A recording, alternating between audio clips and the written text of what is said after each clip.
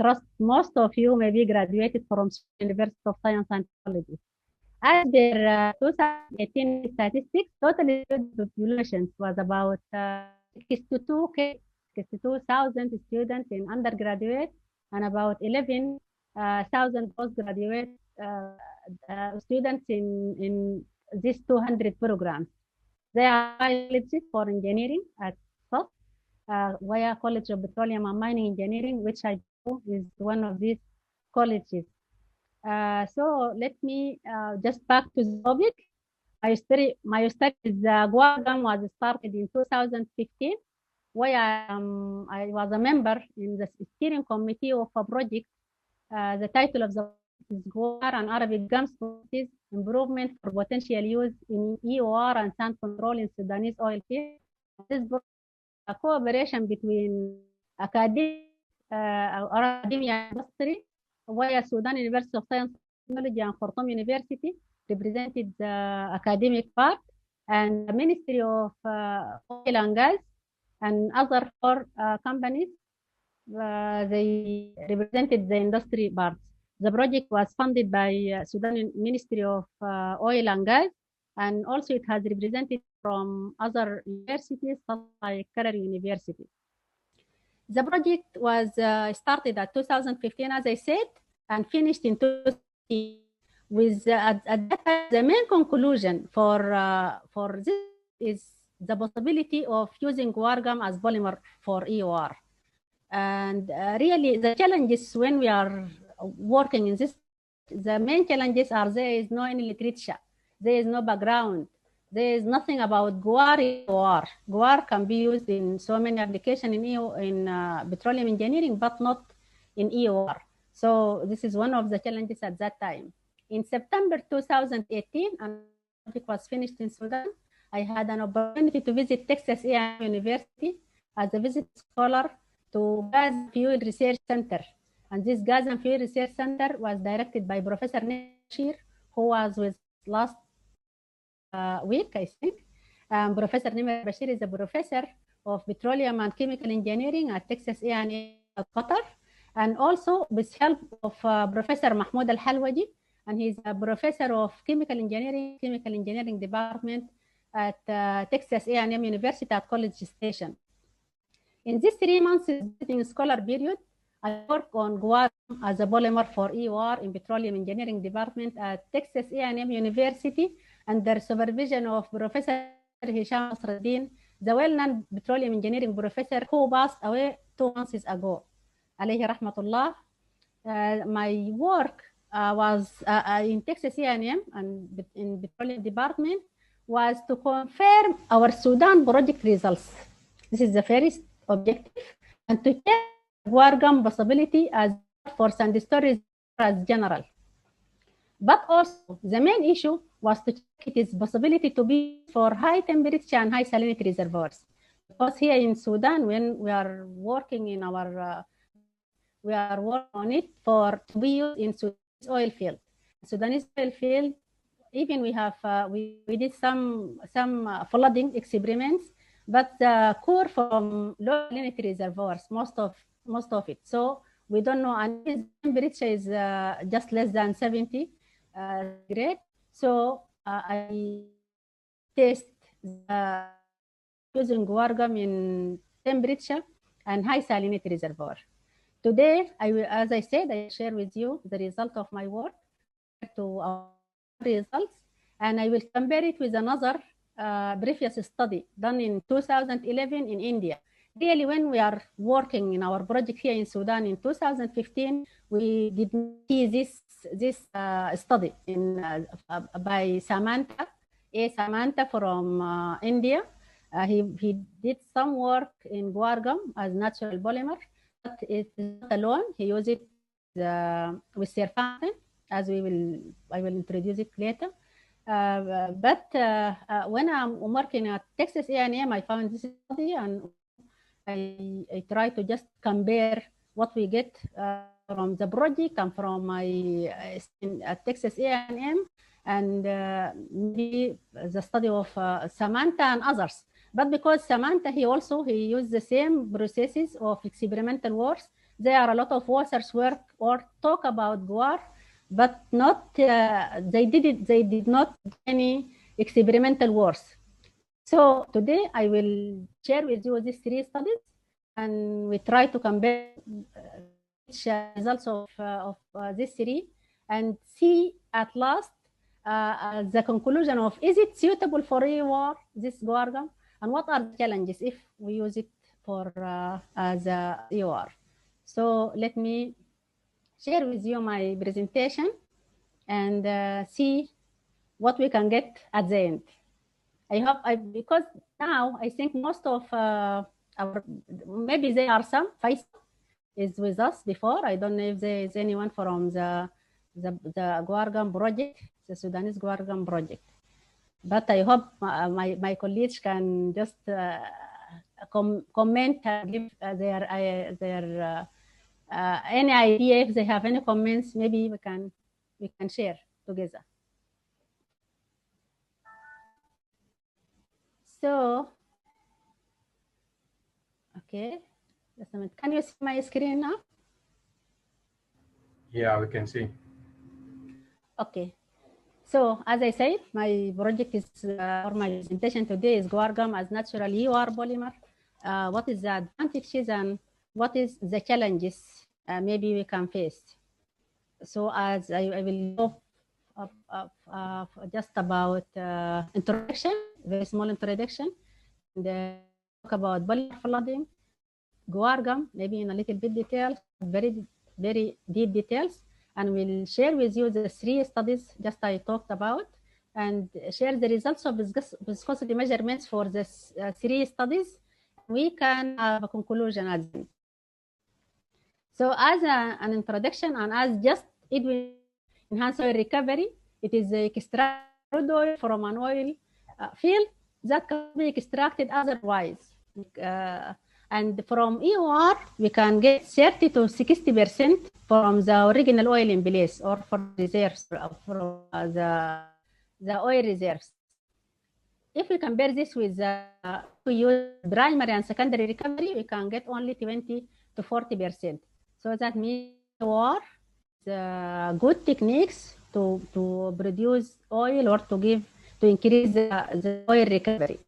There are 3 main techniques, and some people they said even more than 3, but let us talk about thermal injection or thermal EOR processes, and we have gas injection, and here I'm talking about gas injection as miscible gas injection, not immiscible, because immiscible is you can put it with secondary as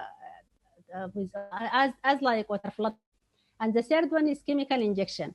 If you see here, sorry, just I will the pointer. Okay, if you see this is just talk about, this is the injection well, and this is steam injection.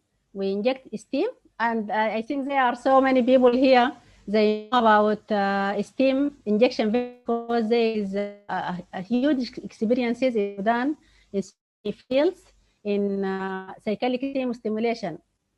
Specifically, there is Yahya, I see, and maybe there are others, I don't know. So steam, we have steam stimulation. They are cyclic steam stimulation, and there is steam flooding. Also, sometimes they just inject hot waters, and we have in situ combustion. And this steam injection is just well known for heavy oil. And as I said, we have very good experiences in this. As it is clear here, this is our injection well, and here is our production well. This is, of course, is injection of water, not cyclic steam stimulation. It's clear. But for chemical, here also from the injector, the chemical will be injected and followed by water injection. Also, I have so many figures, maybe later it will show it very clear. And this is the production well. Here we can produce oil and water, and with chemicals, of course. So here we are just going to focus on chemical enhanced oil recovery. And if we see, as I said, chemicals, there are 3 types of chemicals we can use for as chemical additives. And this additives is usually used for hydrocarbon production because it's a little bit simple, and also it is not very cost. It is especially if we talk about some types of chemicals, but it is with reasonable additional production cost. We have surfactants and we have polymers. Also, we have alkaline. We use surfactants when we are going to lower the interfacial tension between the oil and water or change the wettability of the rock. Also, there is a kind of surfactant. They just be used to generate foams. For polymers, we use water-soluble polymers to increase the viscosity of the water. And here we are going to, or we are looking for to increase the viscosity of displacing phase. So it will be easy to push the oil for the production well. Also, there are some polymers gel used for blocking or diverting flow. Alkaline, and it is used to react with crude oil to generate soap and increase the pH. And sometimes polymers, the advantages of polymers, sometimes it can be used during the water flooding. And the main point here also I want to say, it is not only just we can use one or only polymers or only alkaline. Sometimes you can find a combination between these chemicals and even combination of the methods for EOR processing. For so polymer flooding, as I said, uses polymer solution. It increases oil recovery by decreasing the water-oil mobility ratio. And let me just take you back to the class. To increase the recovery factor, we need to increase mobility ratio. And if you remember this equation for mobility ratio is permeability, water relative permeability by oil relative permeability multiplied by oil viscosity by water viscosity, and here this is the displacing phase. So if you see this, and you look to this equation, we need to increase mobility ratio in order to increase recovery factor, so we increase the water viscosity. Is it right? I think we can do like that. So here, this is how the polymer working. We just increase the viscosity of the displacing phase to reduce the mobility ratio, and at last we have increasing of recovery factor. Said polymers, polymers in chemical operations. Even before EOR, we can use polymer with during water flooding. Here, this figure just shows the basic polymer injection. And as I said, it is not indeed alone. Maybe we can first this production well here, and this production well. There is a slab of by a slab of polymer. After that, the surfactant, we are not talking about very huge amount, vary with the of oil is just in the front of this slug, just to reduce the interaction between water and the viscosity of the water. It's not, and after that you can push them with water. This is the main mechanism and used in flooding. As I said, are not using polymer surfactant as well. Okay, so I said they are water polymers, and Guar is one of the water polymers, and widely used, but now we can so polymers have been used in drilling fluid and fracking fluids and even in EOR process, but we use synthetic polymer in EOR process. And here Edwin is here. I know you are a reservoir engineer. You know Shalamberger is already using Guar and for drilling fluids. For so many used. Famous is HBA, and this is sensitive polymer, very well. It is very stable in high temperature, not very high. It can be worked in states.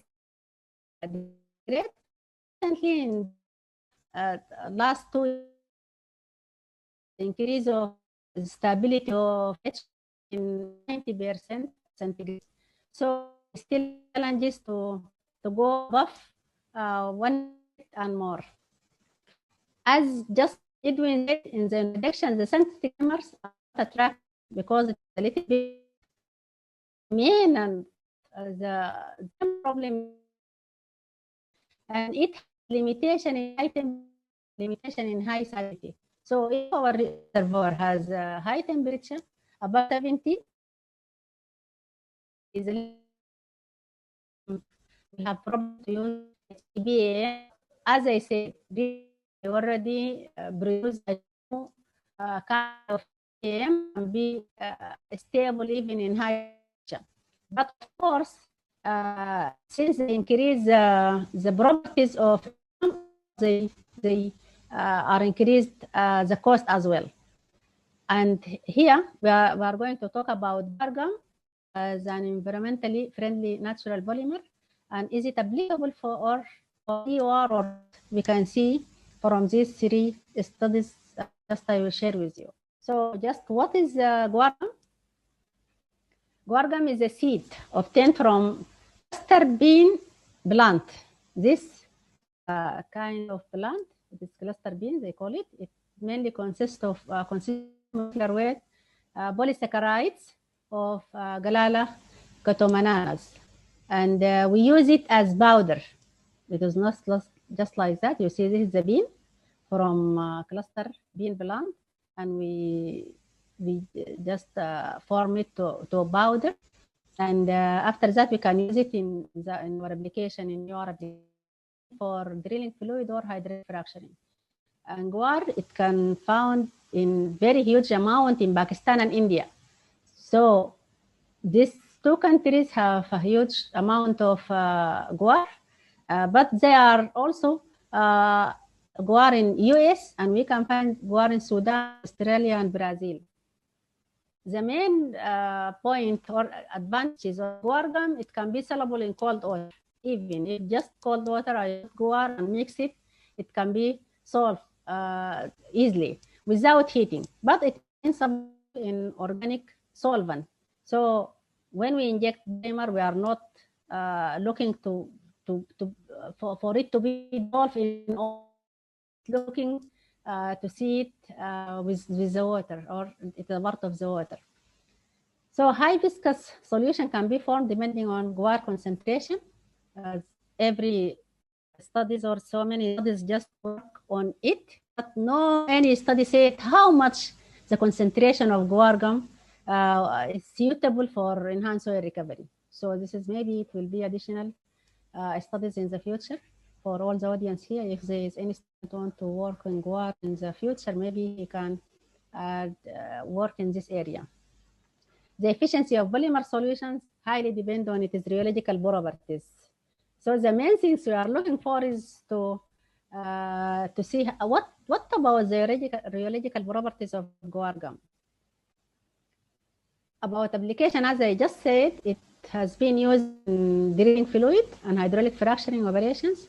There are very few experimental works investigated the use of Guar gum as a polymer in EOR, and I said this also in the introduction.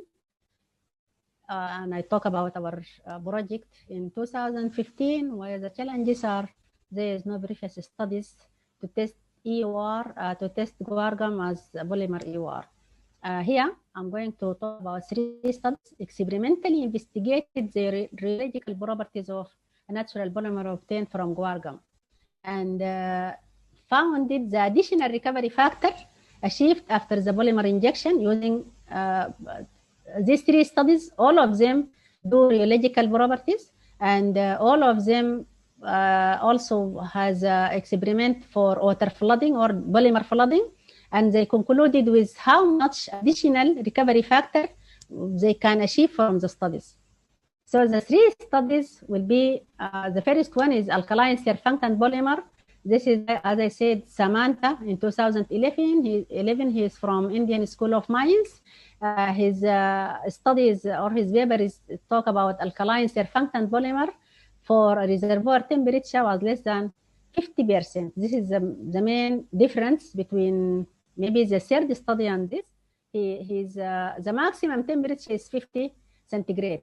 He's not looking for how much temperature how the maximum temperature it will be. It will let Guar gum sustainable or stable. His temperature is just 50 centigrade. And here the other one is here in Sudan. Our project, as I said, Guar and Arabic gums properties improvement for potential use in EOR and sand control in Sudanese oil field. And here this project is to talk about EOR and sand control. And as I said in my introduction, I said the conclusion of this project is Guar gum, not all Arabic, only Guar gum is applicable for using in EOR.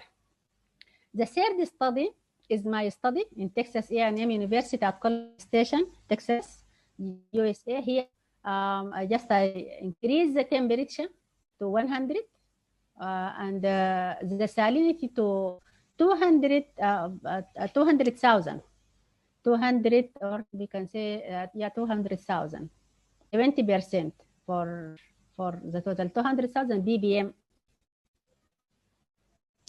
Okay, so what are the features for the three studies here? I'm not going to talk about any study alone, but I will talk the features, the similar features for these three studies. First, a polymer solution containing guar gum with different concentration was prepared. In all these three studies, they prepare the polymer. But here, the main problem of preparation, maybe this is the main factor really for success of polymer flooding. Is it buried? Is there any problem of fish eyes or anything like that? How they prepare it? This is factor, as I said. So all of them in the solution was tumbled for 2 hours using blender, any kind of blender, or some of them just using magnetic stir. And this is what I used, a blender in Texas A&M, and this is magnetic stir has been used by our project in Sudan. So the blender, and this is a blender, just laboratory blender was used, and all of them just allowed to stand overnight. Why we did that? To ensure full hydration, because as I said, the main problem of preparation, if there is any fish eyes, and the fish eyes is 0.2 to 0.5 inches in size of polymer, caused by poor dispersion during the mixing process. Sometimes when we mix, there are a small amount is not well dissolved in the water, and it will just cause a small bubble. We call it fish eyes. Small bubble. The size is 0.2 to 0.5 approximately. So this is Schellenberger, they call it fish eyes. And if you are working in your lab, and when you prepare your sample, if you have any fish eyes, just you cannot use this polymer, and you cannot use your sample. That means you just draw it, and maybe you can prepare another one. So before I said, why I said that, because really before 2 or 3 days, one of our colleagues in Peking University, or China University of Petroleum in Peking, they talked about the study in 2017 by an MSc student. He said guar gum is not suitable for EOR because he cannot even prepare it in a proper way. Always he have fish eyes. And this is maybe the main problem of his study. So I didn't include it here because even I don't have enough information about it. But this is just as general, because I should be honest to say what other people said about guar gum. So preparation is the main step for polymer success for EOR or others. So all of them, they prepared or repeated their preparation of polymer in distilled water, and some of them use brine with different NaCl concentration. Our project here in Sudan, we use brine with low salinity brine. Also, Samantha also use low salinity brine in low temperature. To minimize oxygen intake, polymer solution were stored in closed containers with no other additives for all the experiments. Here, oxygen, it will help the bacteria to increase, and maybe it will reduce the viscosity. So just they closed it, and after prepared, it's just stayed like that as a polymer or natural polymer without any additives. But I will tell you later what kind of additives we add for it to ensure the problems we are going to talk about now. So what kind of oil? All of them use oil for flooding test. All of them just use dead oil from the laboratory. Dead oil was obtained from an oil field. From West Texas, from Sudanese oil fields, and Samantha, he said, from India. Water and suspended salt were removed by centrifuging the oil for some minutes, maybe about 20 minutes for me, about 20 minutes. For me is 3,000 RPM. The viscosity and density of the dead oil were measured, and for the project in Sudan, there is a kind of heavy oil and light oil. For me, I only used light oil in Texas A&M. Okay, so let us see how about the viscosity measurement. How all of us measure the viscosity? All of us just use rheometer, okay, or high pressure temperature viscometer, and all of us, about 40 pressure PSI was applied with nitrogen gas to prevent sample boiling, just for sample boiling. So we didn't study the difference of, or the effect of pressure on the properties, because oil properties not affected very high by pressure, but by temperature. Yeah? This is, all of us, we know it very well. So here I'm using, or I use Grace as a kind of rheometer. We call it, this is Grace 56, his name is Grace M5600, and it is connected with a computer. This computer from here, and this is nitrogen for the pressure. Here we put the sample, and here this bottle has oil for boiling, and we put the sample inside this bottle and increase the pressure to 400 from nitrogen injection, and I can read the viscosity in a computer here. It will give you the increase of the viscosity until it has been, or I cannot read it unless it is stable. It gives just one value of it. For flooding system also, most of us just do or did flooding work. This is the flooding system I used in Texas A&M. This, by the way, this is just designed by I'm a MSc student.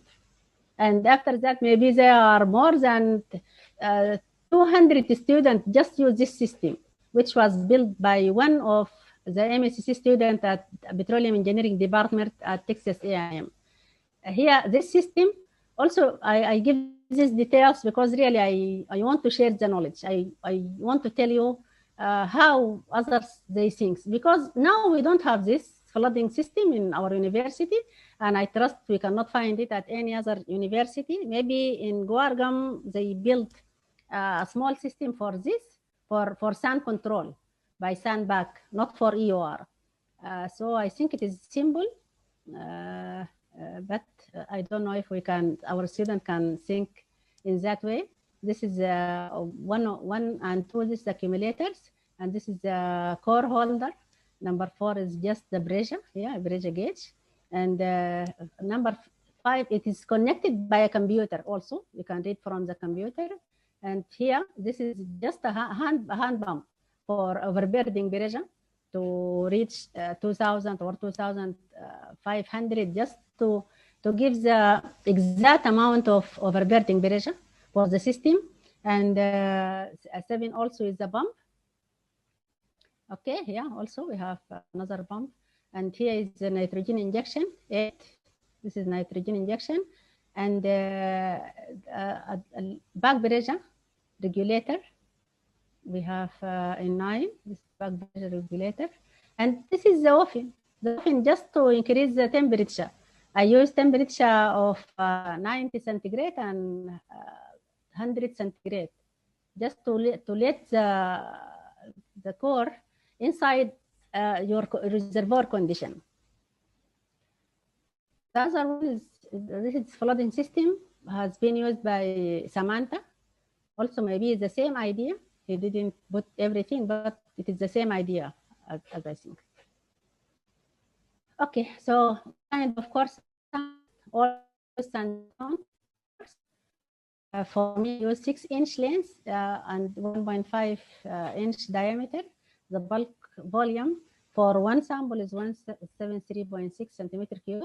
Each core was first dried in an oven at maybe 100 or 150 for 24 hours. Just stay overnight, because we want to ensure every fluid inside the core is already gone, and there is nothing, because we want to inject our water, and after that oil, and after that maybe the water again, and at last the polymer, to see how much recovery factor we can get after we increase during the water flooding and after we inject the polymer. Okay, so let us share the results of viscosity measurements. First, the main things, and all the polymers maybe have a problem with mechanical degradation. When we mix, so we call it shear rate, effect of shear rate, and how also it affected by the concentration. How much the concentration of the polymer on viscosity measurement? We can see Guar polymer solution show pseudoplastic or shear thinning behavior. Here, every sample show the viscosity decrease with increase of shear rate. When we increase the shear rate, we get less viscosity. And it's very clear, as shown, as many polymers, most of the polymers, or maybe all the polymers, just has this behavior. The viscosity reduction is due to uncoiling and alignments of Guar polymer chain when exposed to shear flow. And this is all the literature just said this is the main reason for the effect of mechanical degradation on polymer flooding, or on polymer samples. Here you can see here, this is the study of Samantha. Samantha has 5 maybe samples with concentration of 2,000, 0.2% of Guar in the water, and 2.5, 3,050 ppm, and he has 5,000 ppm. When we see, this is the shear rate in the x-axis, and in y-axis we have viscosity, and he used Pascal per second. Also, we can use centipoise. It doesn't matter, no problem. We can just convert. And this graph from the project of Guar workshop, which was in January 2018, it has been presented by the technical committee of the project. The technical committee leader is Professor Dr. Hassan Bashir Nimir, and also there is Dr. Ilham, our current Dean of College of Petroleum Engineering and Technology. So here, if you see here, as the shear rate increase, the viscosity decrease. You see the line, if you see this, and anyway. This one also the same result. When we increase the shear rate, the viscosity increase, and here also the shear rate when decrease, increase the shear rate, the viscosity decrease, and this is shear thinning, as we say. If we look at shear rate at 100, I want to say this why, because EOR, there is no maybe a huge shear rate, or the shear rate is maybe about 10 to 100 as maximum if we are doing EOR or flooding of polymer. Because the flow in porous media, it is not like as we are injecting polymer for hydraulic fracturing, or as we are using Guar in drilling fluid. Here, we are not looking for very huge shear rate. We are just talking about 10 to 100, and 100, even 100, it will be near the wellbore. So if we can see how much viscosity of Guar gum in 100 shear rate, 100 S minus 1 shear rate. If we see here, it is about 100 centipoise. Okay, if we can see here in 100 also, here for 5,000 ppm. And here, 5,000 is number 2. This one also is about 100. If we see this also here, 500 is this one also is about 100. That means the viscosity we can achieve from Guar gum even in shear rate of 100 is quite enough for enhanced oil recovery, because we are not looking for water viscosity of 100 centipoise. We are just looking for 10 or maybe 12, something like that. So this is the first point, mechanical degradation. So can we say Guar gum is stable even for mechanical degradation? We can say that, okay, this is one of the advantages. And just please also see the concentration. When the concentration increase, the viscosity increase. This is the minimum one, 2,000, and this one is 5,000. Also here, this one is 0.4, it's 4,000 ppm, and this one is 8,000 ppm. Okay, if we see here, polymer concentration with viscosity is also increased, is 2,000, and we increase to 5,000. Also, the viscosity is increased with the increase of concentration. But also this, when we are in practice, of course, we are going to talk about the cost. Okay. Okay, what about the effect of temperature?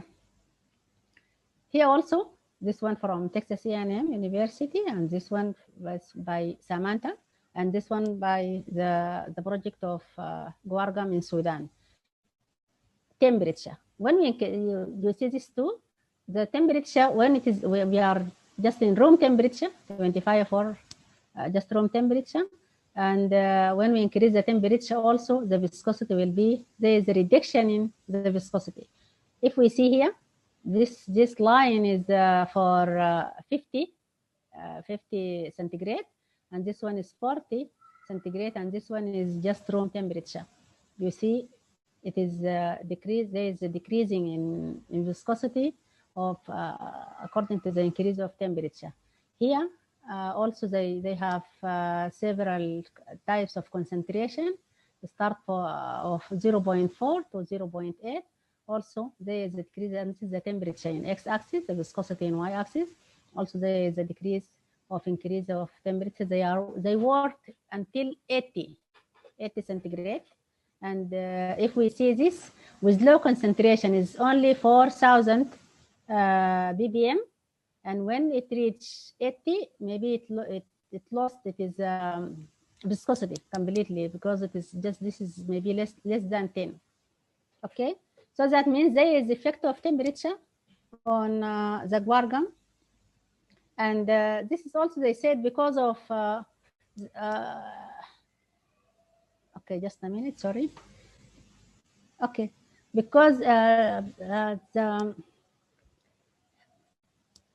movement of the Guar chain, okay.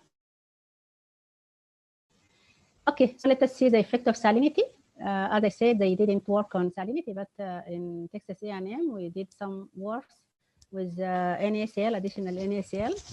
Here, this line, this is temperature with viscosity. This line is show guar gum dissolved in only distilled water. And when we increase the NaCl to 2%, it is this line. And when we increase to 20%, we get reduction in the viscosity. If we see this, here also, this guar gum, but in brine, in low salinity brine. But low salinity, but NaCl is more than 2%. It is still, we call it low salinity because just I used 2% and I used 20 and 10% also of NaCl.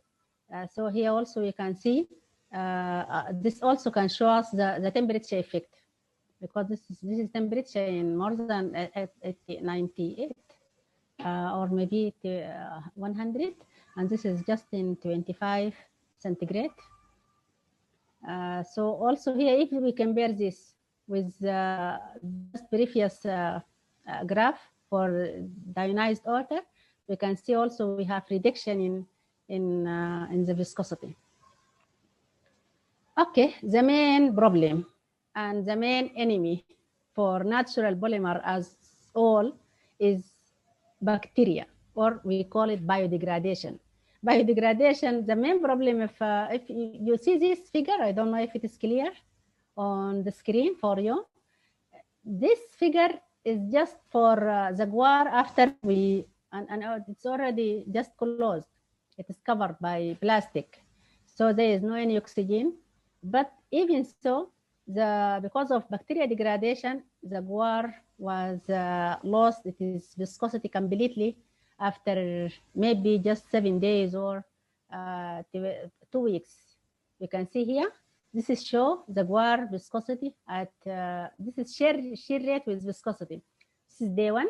And after 7 days, there is a reduction, is a huge reduction.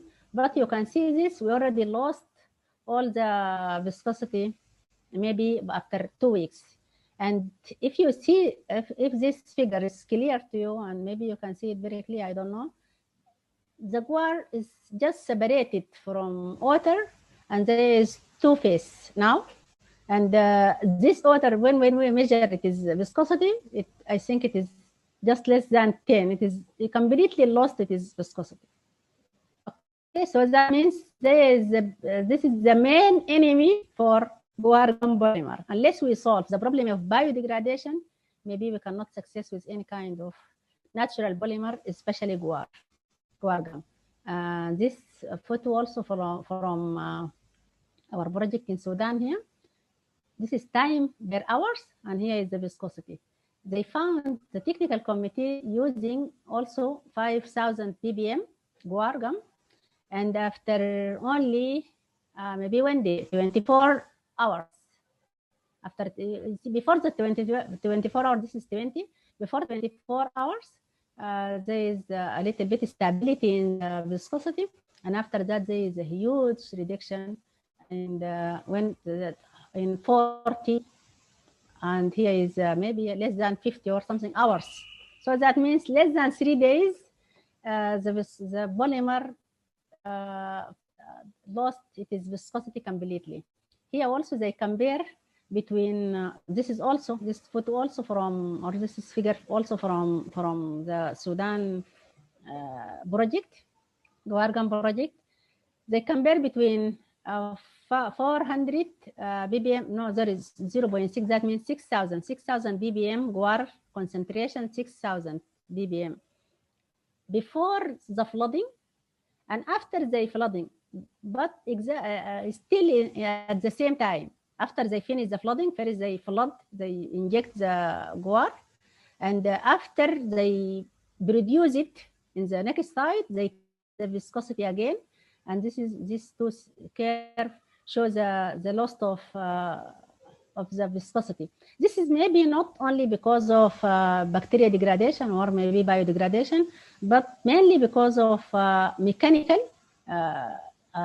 because I said they inject and after that they produce, yeah. So maybe mechanical degradation also here, it affected this polymer, as well as maybe bacteria degradation if there is many hours between these two graphs.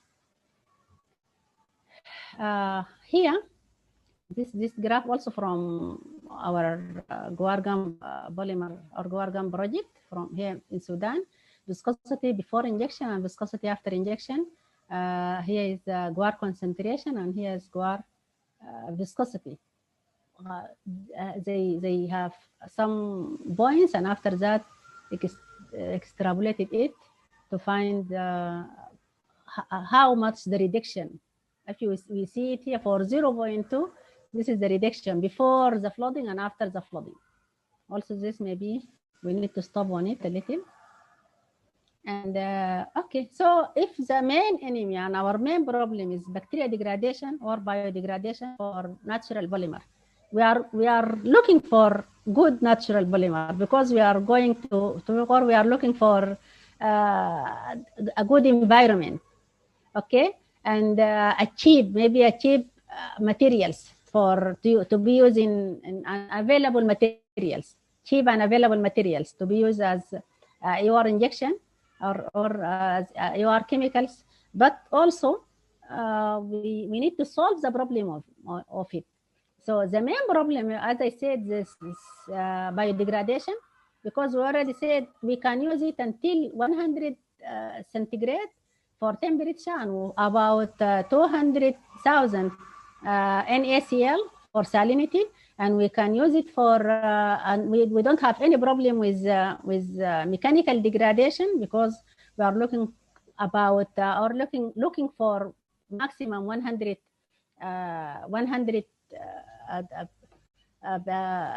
centipoise or maybe less. Just we are looking for 10 to 12 or, and our shear rate is not too maximum, it's just about 100, the maximum shear rate. So we don't have any problem. The main problem, and only one, is biodegradation or bacteria. We cannot control it until now. So in Texas A&M study, I tried to find the suitable biocide with hint of my supervisor at that time. We tried to use very famous biocide. They call it THBS, and I add only 25 ppm, very small amount. But unfortunately, at the second day, the polymer just lost all its viscosity completely. There is nothing, 2 or 3 only centipoise. It is only one, just one day, less than 24 hours maybe. So I think THBS is not suitable with Guar gum. And why I use THBS? Because really there is a study with some person, one person, his name is Kisafan. Kisafan in 2014, he has a patent. He registered patent. He said fluids contain a polysaccharide, mainly Guar or Guar derivative, would be suitable to use THBS as a biocide and still maintain the viscosity of the fluid. And really, I didn't find this. I tried it several times with many amounts of Guar, of THBS, and at last 25, even 25, this is very small amount. And even so, the viscosity is, the Guar just lost its viscosity. So this is not a suitable biocide for Guar gum. Here in Sudan, they use acetone, and they said it is good. I don't know, really. I don't know what is happening to the sample now after maybe some months. I don't know the results. Maybe our friends here can help on that, especially the people just following the project, and our friends in CBL, if there is anyone here, they can tell us what happened to the sample that they use or they add acetone. Or maybe even you, if there is anyone has any suggestion on that, maybe he can share with us. Okay, as conclusion, I hope this is not too much for you. As a conclusion, just I want to say Guar gum polymer is affected by temperature, salinity, mechanical, and biodegradation. However, it still shows good stability and rheological properties that is enough for EOR. We are not looking for very high viscous displacing phase, so it is quite enough. Guar gum has potential as EOR environmentally friendly polymer, even at reservoir temperature up to 100 centigrade, a reservoir with water salinity up to 200 K in ACL. As I said, THBS is not recommended as a biocide with guar gum. Some studies indicated that they, as I said, may represent a good additives. All the three studies and others, they said we can increase the oil recovery by 16 to 21 if we use guar gum polymer. And guar polymer can be used as a polymer during the water flooding, as I said, process. And I recommend it for you and all my students. More studies may be needed to select the optimum concentration. How much the optimum concentration? Here, there are so many studies really, but no one talk about guar gum, of course. They talk about sanshan gum and even synthetic polymer, how much the suitable concentration for the polymer. And also, students can work on how which the suitable biocide and the optimum amount. Not only the suitable. After we find the suitable biocide, we need to see how much we should add. So before this maybe it still need more research to maybe to have a good conclusion. And I still, the question is still remaining. Is guar gum suitable for enhanced oil recovery? I still just leave you with this question, and maybe we can discuss. Maybe you can find some thoughts from you or from our colleagues that work with us in guar gum project here in Sudan. Or if there is anyone from the audience has any additional information, can share. And thank you so much. I will give you the host. Already have the host, Edwin? No. Okay, good. No, you can. You don't have? Yeah, I don't. Yeah, okay. Don't have. So thank you so much, Dr. Tagwa, on sharing this extensive experiments that you have done in College Station. And I will go through the questions that was raised while you are presenting. Then after that, we will open like a floor for more experienced people to try to share the experience with guar gum as for polymer, as a polymer for polymer EOR. All right. So we have a first question here from Osman Hamad. Was asking about, are there any attempts to be used, this guar gum to be used for water shutoff in nearby well? Okay, really, we didn't work in this area. We didn't work in this area. So maybe you can test it really. I'm not sure because I didn't work in this area and I don't have an experience in water shutoff chemicals. Sorry. Okay. All right. There's another question here from Benedict, was asking about any environmental issues and concern while using guar gum polymer as compared with the other chemical injections techniques. Is there any environmental issues? No. Until now, there is no any environmental issues for guar gum. It is, even we can eat it. They used to add it to so many kind of fruits. So I don't think it has any environmental effect now. Okay. Maybe if we add some chemicals at that time, maybe it will have problem. But until now, it has been added even for fruits. All right. Yeah. Another question. What about the adsorption and absorption, especially in reservoirs have clay contents? Okay, thank you so much for this very important question. Before, for my study in Texas A&M, I didn't went on this area because we already studied very clear here in our project in Sudan. We have Dr. Ali Sayed, and they take this point because they refused this guar gum. They said, no, it will block the pores. It will give a lot of problems geologically.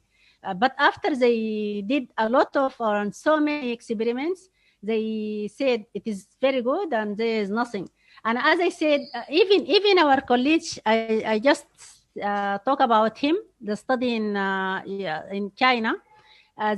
He has the same concern. He said maybe it will block the pores and something like that. And just I mentioned this and I said the main problem is the preparation of the polymer.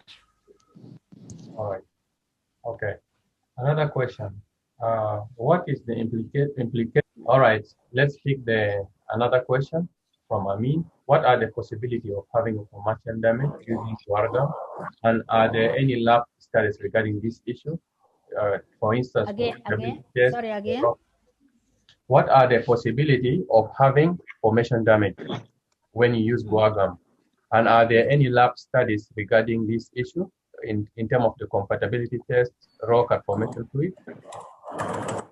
Yeah, during the Sudan project, they talk about this, but there is no deep study on it really. Yeah, because formation damage it need specific laboratories, and we don't have this. But I think Dr. Ali, he just work a little on this, but not in deep. Maybe this area also it can be a good potential area for research in the future. All right. I have another. Or maybe our colleagues here from CBL, they can correct me if there is any. And my colleague Faisal also, I saw Mustafa. This is our colleague in Guargam team here in our last project in 2015 to 2018. So if they have any additional information on formation damage, maybe they can share with us. All right. I will actually open the floor for the experience sharing. Let me just finish those questions and then we'll open it. We still have more time. Okay. Okay. Thank you. Yeah. So there's another question. Can you elaborate more on the fish eyes? Yeah, fish eyes. As I said now, because I said when we prepare the polymer, there is some undissolved powder. The powder is not all of it can be dissolved in the water, and there are some cannot be dissolved, and it will be as bubbles, small bubbles. These bubbles is just if we inject it, that means we already block the pores. Yeah, if we inject the bubbles, that means we already block the pores, and even the viscosity that we can have for this solution, it is not a real viscosity. So as I said, the size is 0.2 to 0.5. As per Schellenberger is just defined it very, very well in this area. And the main problem here, just when you add the powder, if you add it very quickly, you will have fish eyes. Okay, so this is in the part of the preparation of the polymer. Yeah. Yeah. Yes. So another question: how effective is guar polymer in high water cut well, and is it cost effective? As I said, for cost, it is not very costly here in Sudan because we have maybe a huge amount of guar gum. And they said even here in our local market, you can find it, and it is not expensive. Sorry, the first part of the question, I'm very sorry. How effective is it in the high water cut wells? Yeah, high water cut. This is just, we are talking about it because we need to reduce the high water cut.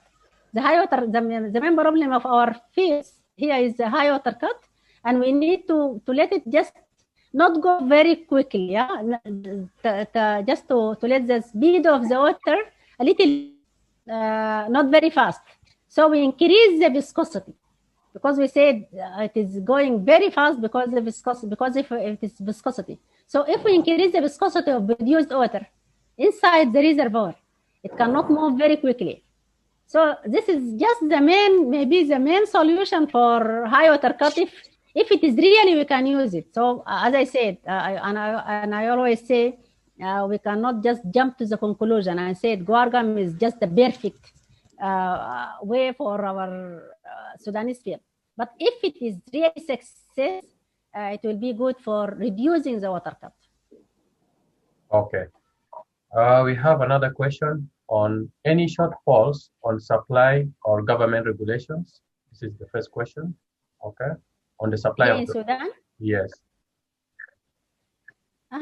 As I said, just when we finished our project, we talk about to go to a pilot test because you know after you finish the experimental works, before the implementation in a huge area, you need just to have a pilot test.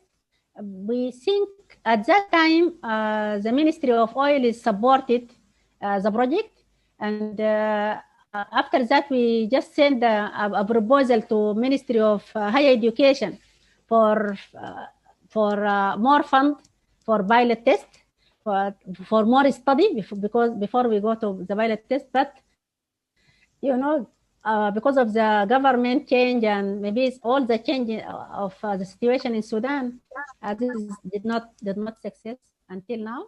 But really, it is still a project. We need to go on to see if we can succeed on it because we cannot go to the pilot test unless we have deep experimental investigation.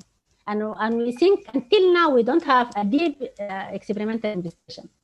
We still need some experiments, and because as I said, as we have bacteria problem, we don't have a success project. So how we can solve this problem at the beginning before anything? All right. Before we can go further, yeah. All right. I'm seeing a lot of questions being pop up. Some of them actually you answered it during your presentation about the environmental impact, which you say that it's environment friendly. And then the other one about, you know, the effect of Guar gum, like the properties changes with depth. We know that with depth, the pressure and temperature changing. So at least you covered it during the presentation as well. There is another question concerning the how long can the reservoir perform to achieve 16% more production by using Guar gum? I think you have not implemented it pilot yet, right? It's not yet. No. Yeah, Okay. just still we are talking about experimental results, 16 to 21%. Okay. Another one asking about was it implemented in any place in the world, like No. the pilot? No. Not yet, huh? No, not yet. Okay. So now I think I will open the floor for people to share the experience, especially since it's been the experiment was run in Sudan. I would like to open the floor if anyone would like to share the experience of the guar gum in the oil fields in Sudan, and after that we can conclude. Okay, thank you. Yeah.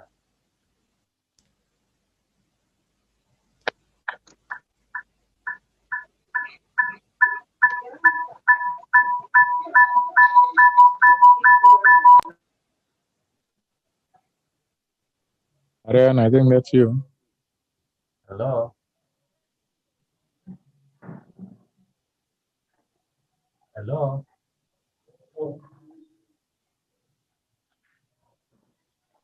Anyone would like to share with us? Faisal, do you have any comments? Mustafa Al-Hadari, I think you are a part of our project in 2018. And Faisal?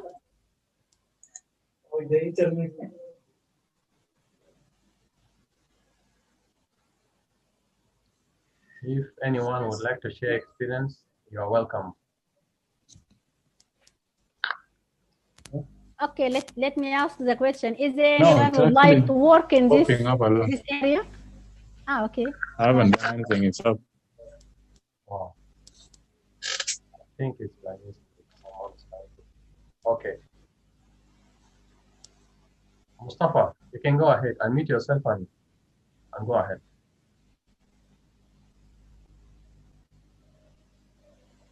Maybe he cannot do that.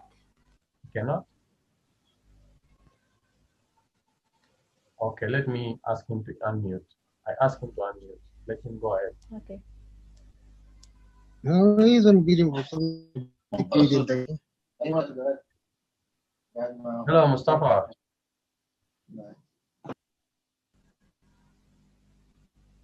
No, he's not here.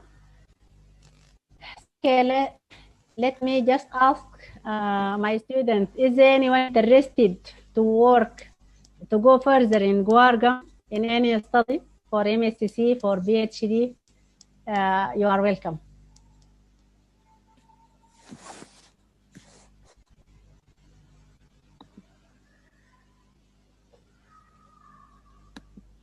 I think most of the audience, you are unmuted. Feel free if you would like to share an experience, you can share. I'm actually impressed by the way the academia and the industry have collaborated to keep developing some solutions to the oil and gas industry. And I'm really looking forward that our people to at least benefit out of that, because it's not easy to come up with a solution unless you have advanced labs. And we can see from your example, for instance, Doctora, you have traveled all the way to US to do your experiments. So I urge, the best way of doing it is to make the Ministry of Oil and Gas to invest on such kind of labs, at least to come up with the best solution. All right. So if anyone, Dominic, are you there? Would you like to contribute by something?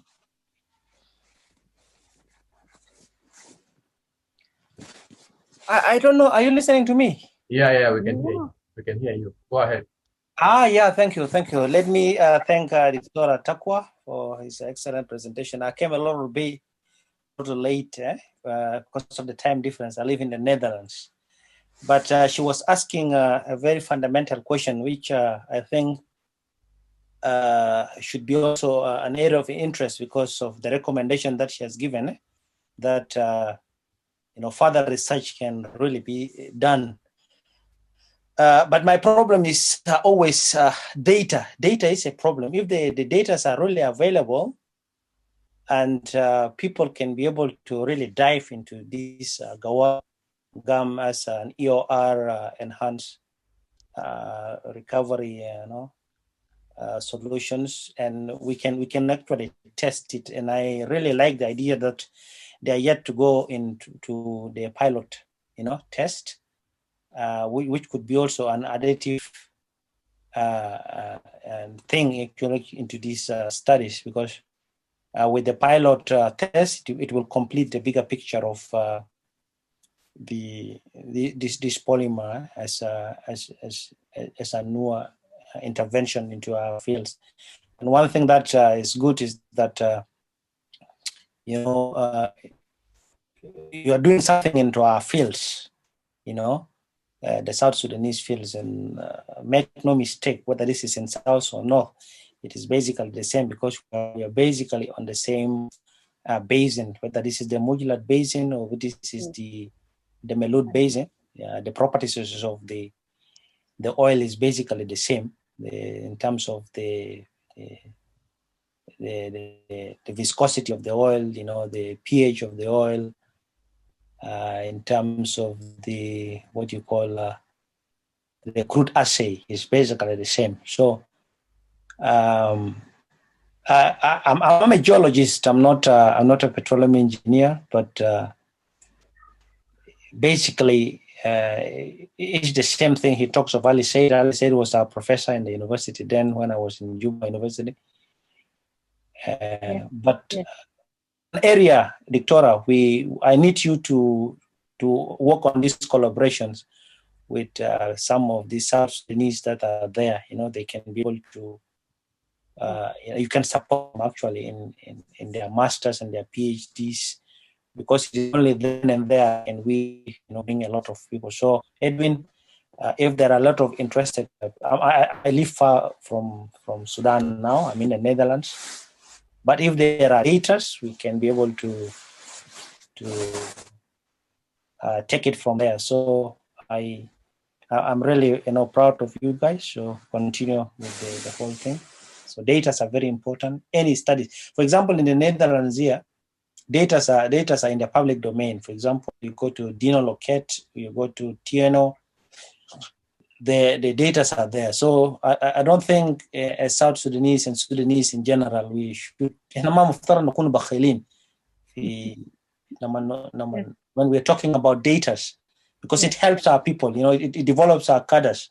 We need to have a lot of especially people, young folks that can be able to take the studies to another level.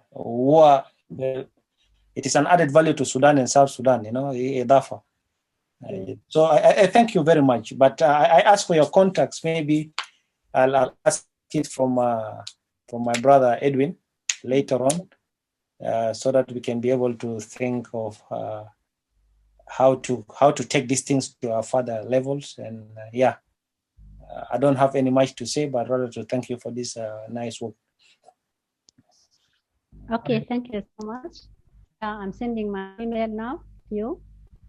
Just you can.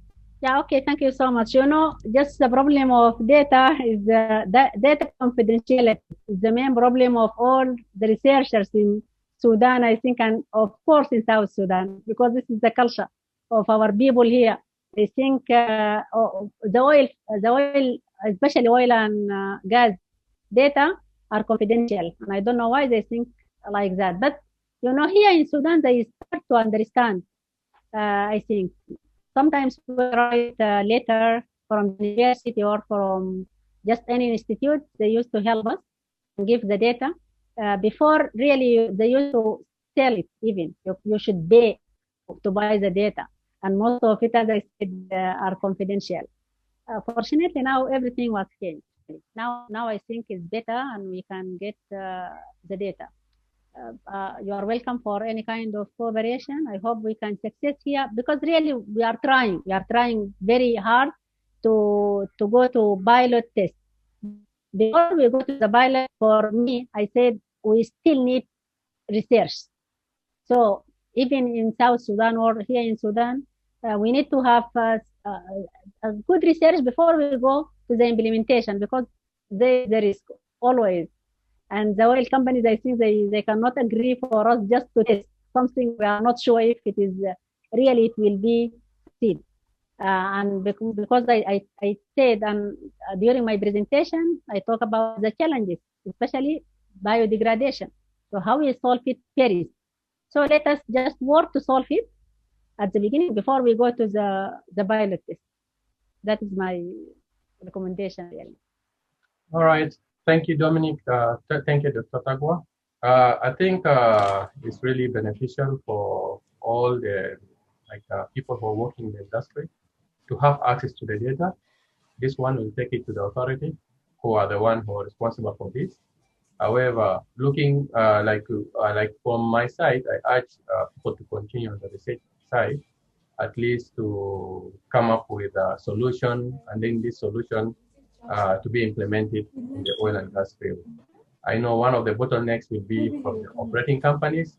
They have nowadays something called a no cure, no pay contract.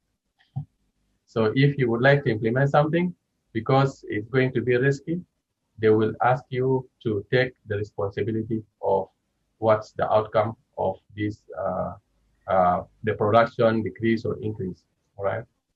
So with that, if there is no any more questions, I think we are good to go. And Dr. Tagwa, I would like to thank you so much for this presentation. And we are looking forward to hear from you more on the EOR. So now you're the EOR expert. And in the future, we may want to hear from you in another EOR method.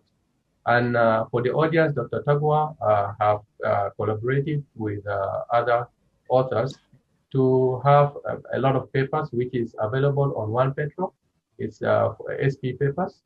So if you're interested, you can go and search in One Petro on using her name. You will find a lot of papers, as well as they have just written their book on CSS, thermal EOR, which is now available in Amazon. You can go and Google, and if you find yourself interested, you can grab a copy for yourself. With that one, I would like to thank everyone from the audience, and looking forward to see you in more upcoming webinars. And Dr. Tagwa, thank you so much again. Okay. Thank you so much, Edwin. Thank you so much for Juba Section, SPE Juba Section, and thank you for all of you for attending this presentation. If you have any question, if you have any idea to share with me, just my email, I posted it now in the chat. Please just go on and send me your comments, ideas, and if you want to do your postgraduate, you are highly welcome. Everywhere, you are very welcome. Thank you so much. Thank you so much, Edwin, for this opportunity. All Thank right. you. Thank you, Dr. Okay, thank you. All right. Assalamu Okay then. Bye. alaikum. Bye. Bye-bye.